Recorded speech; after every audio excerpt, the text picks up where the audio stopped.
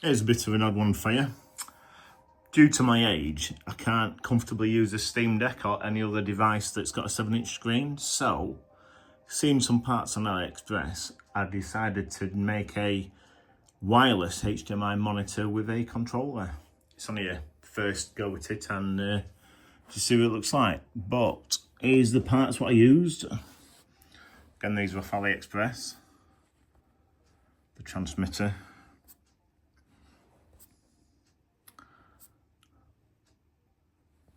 So the total cost to me, including the computer that I bought, which is a little shuttle, one that's only got a 660 NVIDIA, you're looking £210. So cheaper than a separate device. So basically it's a 10.5-inch 1280 screen.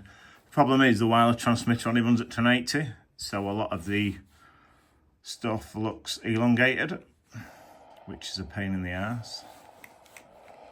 It's only running at 50% brightness currently, as you can see. That's quite bright. But I can go into my bedroom, mate. I only live in a little bungalow. But I just wanted something I could see. Like I say, it's 10.5-inch 1280 display.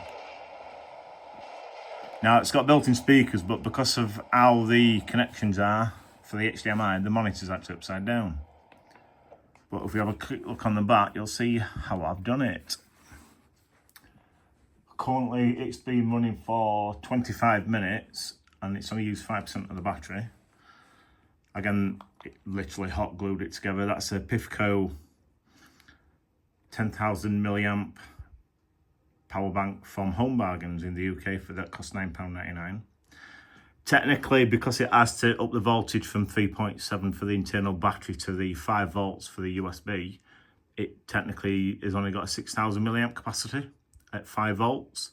It's only 10,000 at 3.7. But for 5% for 25 minutes, that's not too bad. Obviously, it's just a remote control. A wireless screen, not a remote control. And then you've got the Bluetooth controller that's connected to the PC. And yeah, it's obviously plays all my games because it's basically a wireless monitor. The sound is pathetic, so like I said, because the monitor's upside down, because of the inputs were on the bottom of the screen, the speaker's actually under the glued-on controller. But apart from that, it's a fraction of a second delay, so I don't know if it's any good for first-person shooters. Obviously, I've got to use a wireless keyboard and mouse as well, which I do actually have. It's one of the Logitech ones that's got the trackpad built in. But yeah, it's not a bad system. So £109 for what you can see in front of you, and then literally I paid £100 for a gaming PC, a shuttle that's got an old Xeon chip in it, Exxon, however you pronounce it, one of them Intel server chips, and it came with 2 hard drives and a 660 NVIDIA GeForce card.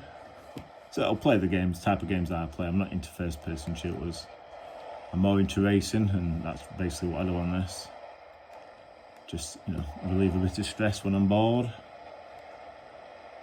But compared to paying £700 plus for the Legion Go, or whatever invitation version of it you get, it's going to save money, especially if you've already got a gaming PC. Obviously, you can't take it out with you because it's a literally tethered wirelessly to your home PC. But like I say, it's not too bad. Now, the other reason why I've done this is, like I said, I can't do the 7-inch devices. I've tried the Legion Go, and that had an issue where some of my games would run upside down, so I found that a bit strange, to be honest. So I took that back to where I got it from because I bought it used. I've not tried that game on here because obviously I know the screen's already upside down. But it's I've got a 70-inch main TV and I get motion sickness.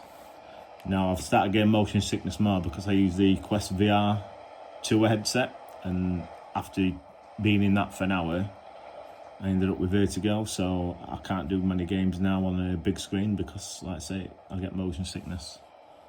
I can't even play this with the bonnet showing because I get motion sickness. But for some reason, smaller screens are better. But 10.5 is just right to rest the device onto my legs and just play it. It's just over 700 grams, so it's not the lightest of things, but it's not too bad. Not too bad at all, to be fair. More than comfortable to use. The controller's a bit annoying. It's the first type I got. I could do one that's a bit more man-sized. For the being 52 nearly, it's a bit small. But again, it does the job. I'm satisfied with it in that sense. The only problem is the Bluetooth. If for some reason it gets disconnected, it's an absolute ball ache to get it to reconnect. So you've got to come out and normally restart the computer, but I'm putting that down to the controller being some cheap shite, to be honest.